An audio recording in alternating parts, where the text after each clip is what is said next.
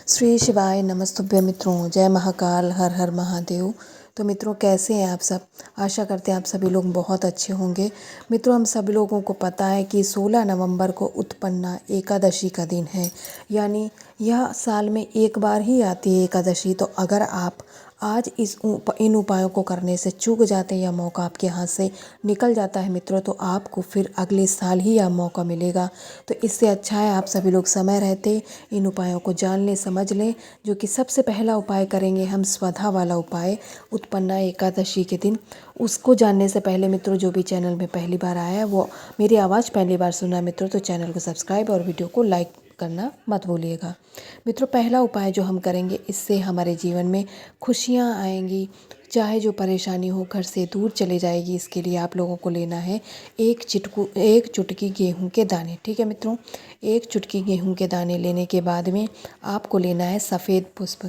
सफ़ेद पुष्प आप किसी भी पौधे का ले सकते हैं, ऐसा नहीं है कि आप चमेली के ही लें। अगर कोई दूसरा आपके पास में है, आपके घर के आसपास, आप उसका प्रयोग कर सकते हैं। इसके बाद में तांबे का कलश लेंगे, अपने घर का शुद्ध जल लेंगे और गंगा जल ज़रूर याद से आपको लेना है, गंगा जल, क्योंकि एकादशी के दिन गंगा जल लेना अनिवार्य होता है।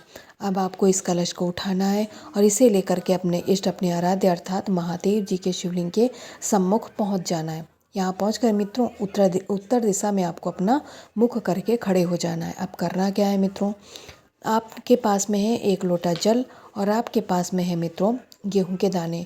पहले आपको गेहूं के दाने अपने दाहिने हाथ यानी राइट हैंड में रखना है, हथेली में।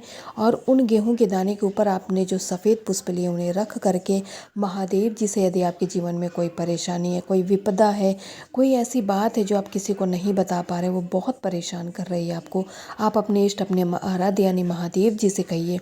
भले ही आपका अपना कोई इससे न पूर्ण कर पाए, लेकिन महादेव जी उस कार्य को ज़रूर पूर्ण करेंगे।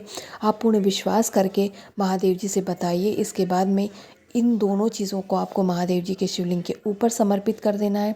कुंदकेश्वर महादेव जी का नाम लेकर के मित्रों, यह एक ऐसा नाम है जो कि हमारे जीवन से रोग बीमारियों को दूर भगाता है। और मित्रों, इस नाम के स्मरण मात्र से आपके जीवन में सुख, शांति और समृद्धि हमेशा बनी रहती है।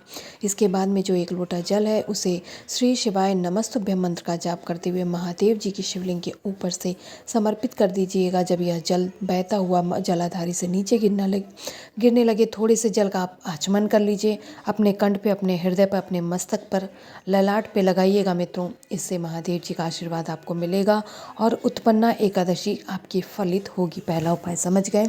अब दूसरे उपाय की बात करते हैं, जो कि है मित्रों आपका स्वधा वाला उपाय है। इसके लिए आपको मात्र लेना है एक तांबे का कलश, जिसमें हम अपने घर का जल तो लेंगे ही और याद से गंगा जल डालिएगा मित्रों। इसके बाद में आपको एक बेलपत्र लेनी है। बेलपत्र कहीं से कटी फकी और खंडित ना हो, इस बात का आप विशेष ध्यान रखेंगे। इस बेलपत्र को आपको इसी कलश के अंदर डाल लेना है और आपको अब जाना है मंदिर में, क्योंकि हर किसी के घर में नंदी महाराज जी नहीं विराजमान होते। शिवलिंग तो मित्रों रख लेते हैं आप लोग अपनी सुविधा के अनुसार, लेकिन नंदी महाराज जी नहीं होते हैं। और इस उपाय को हमें नंदी महाराज से की सहायता से ही पूर्ण करना है। तो आप जैसे ही मंदिर में प्रवेश करेंगे, आपको नंदी महाराज जी दिख जाएंगे। आप उस कलश के जल को केवल बेलपत्र ना गिरने पाए, इतना ध्यान रखते हुए नंदी महाराज जी का जो उठा वाला पैर है, उस पर उस कलश के जल से आपको थोड़ा सा जल चढ़ा देना है। कितनी बार चढ़ाएंगे मित्रों? 5 बार चढ़ाएंगे और 5 बार आपको नंदेश्वर महादेव जी का नाम लेना है। यानी पहली बार चढ़ाएंगे नंदेश्वर महादेव जी, फिर दूसरी बार फिर नंदेश्वर महादेव जी, ऐसे ही आप 1 2 3 4 और 5 बार जल चढ़ाएंगे। इसके बाद में थोड़ा थोड़ा चढ़ाइएगा, क्योंकि जल आपको अभी बचा लेना है, पूरा समाप्त नहीं करना है। अब बचे हुए जल को बेलपत्र के साथ आप महादेव जी के शिवलिंग के पास जाएंगे। सबसे पहले आपको जलाधारी पे माता अशोक सुंदरी के स्थान पे भगवान कार्तिकेय के, यानी कि जो उनके सबसे प्रिय पुत्र हैं, यानी भगवान गणेश जी के स्थान पे चढ़ाइएगा। माता के हस्त कमल पे इसके बाद में 5वें नंबर और अंतिम नंबर पे आप बेलपत्र सहित महादेव जी के शिवलिंग के ऊपर चढ़ाएंगे। तब आपको स्वधा स्वधा स्वधा 3 बार बोलना है मित्रों। ठीक है, बाकी सब जगह पर आप महादेव जी के किसी भी रूप का नाम लेकर के चढ़ा दीजिएगा, लेकिन जब बेलपत्र सहित आप महादेव जी के शिवलिंग के ऊपर चढ़ाएंगे, तब आपको स्वधा स्वधा स्वधा 3 बार बोलना है। ध्यान रखिएगा मित्रों। आपके इस उपाय को करने से मित्रों बहुत लाभ मिलता है। आपके जीवन की परेशानियां दूर होती, कोई संकट चला आ रहा होता है, घर में लड़ाई झगड़े हो रहे होते हैं बेवजह, बिना बात के झगड़े हो रहे हैं, वो सभी समाप्त हो जाएंगे।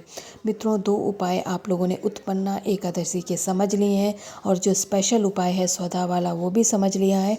अब यहाँ पर तीसरे और अंतिम उपाय की बात करेंगे। मित्रों, इस उपाय के भी बहुत ज़्यादा फ़ायदे, सबसे पहले बात करते हैं आखिर इस उपाय के फ़ायदे क्या हैं। तो जब माता लक्ष्मी हमारे घर पे नहीं आती हैं, मान लीजिए हमारे घर में दरिद्रता है, हमको पता ही नहीं है, हमें नहीं पता कि हमारे घर में माता लक्ष्मी क्यों नहीं आ रही, आप उपाय करते तो आप एक बार इस उपाय को करके देखिए। अगर आपके घर में कोई नकारात्मक ऊर्जा है तो वो इस उपाय के प्रभाव से निकल जाएगी और आपके घर में माता लक्ष्मी आने लगेंगी। इसके लिए आपको लेना है एक सुपारी आपको वही लेनी है जो पूजा में प्रयोग की जाती है। इसके बाद हम सभी लोग लेंगे अक्षत चावल के दाने, वो भी 1 चुटकी, दानों की गिनती नहीं करनी, इस बात का हम लोग ध्यान रखिएगा। इसके बाद मित्रों, आप लोगों को एक दीपक भी तैयार करना है। दीपक आप मिट्टी का लेंगे और ध्यान रखिएगा आज के दिन हम गोल बाती का प्रयोग करेंगे। घी से आपको इस दीपक को लगाना है।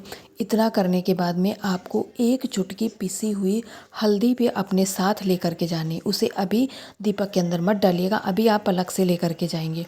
यह दीपक आप उठाइएगा और बाकी जो चीज़ें आपने ली हैं, और हाँ मित्रों, साथ में आपको एक नया लाल कपड़ा भी लेकर के जाना है। इतनी सारी चीज़ें लेकर के मित्रों हम सभी लोग अपने घर में माता लक्ष्मी यानी भगवान गणेश के स्थान पे भगवान नारायण की जो मूर्ति हो, अगर माता लक्ष्मी का ना हो तो भगवान नारायण की मूर्ति के पास भी आप इस उपाय को कर सकते हैं। लाल कपड़े को आप बिछा करके आपने जो सुपारी ली है, जो अक्षत चावल के दाने लिए हैं, उन दोनों चीज़ों को आप इस कपड़े में समर्पित करके माता लक्ष्मी के सम्मुख समर्पित कर दीजिएगा। ठीक है मित्रों, इतना करने के बाद में आप लेकर गए हैं गोल बाती का दीपक ले गए हैं ना, उसे आपको यहाँ पर माता लक्ष्मी के सम्मुख रखना है। ठीक है, कपड़ा आप भगवान गणेश जी के सम्मुख चढ़ा दीजिए, कोई दिक्कत नहीं। दीपक आपको माता लक्ष्मी के सम्मुख रखना है, उसे प्रज्वलित करना है। दीपक प्रज्वलित करने के बाद में माता लक्ष्मी का स्मरण करेंगे, उनसे निवेदन करेंगे और इस चलते हुए दीपक के अंदर जो आप हल्दी लेकर गए हैं उसे डाल दीजिए। अब इतना करने के बाद में मित्रों आपको एक बात कहनी है माता लक्ष्मी के सम्मुख। कौन सी बात कहनी? बहुत खास बात है मित्रों, इसे आपको ज़रूर कहना है। मैं लिख करके बता देती हूँ, अगर किसी कारण से आप लोग भूल गए तो इसे देख लीजिएगा तो आपको स्मरण आ जाएगा। आपको बोलना है कि दरिद्रता का नाश हो और माता लक्ष्मी का स्थायी वास हो। ठीक है मित्रों, इस बात को आप 5 बार कहेंगे दीपक जलते हुए दीपक के सामने कि दरिद्रता का नाश हो, माता लक्ष्मी का आपके घर में स्थायी वास हो। इतना कहने के बाद में मित्रों आप लोग क्या करेंगे, माता लक्ष्मी से अपनी बात, अपने हृदय की बात कहने के बाद में इस दीपक को रात्रि भर यहीं पर जलते रहने दीजिएगा। ठीक है मित्रों, तो उत्पन्ना एकादशी के दिन करने वाले हमने तीनों उपायों की बात कर ली। तीनों उपायों को बहुत अच्छे से जान लिया, समझ लिया। अब आपको क्या करना है, इन उपायों को अपने घर पे करिएगा। माता लक्ष्मी के साथ साथ महादेव जी का आशीर्वाद सदा आपके परिवार पर ऐसे ही बना रहे, ऐसी मैं कामना करती हूँ। जय श्री शिवाय नमस्तुभ्यम, जय महाकाल।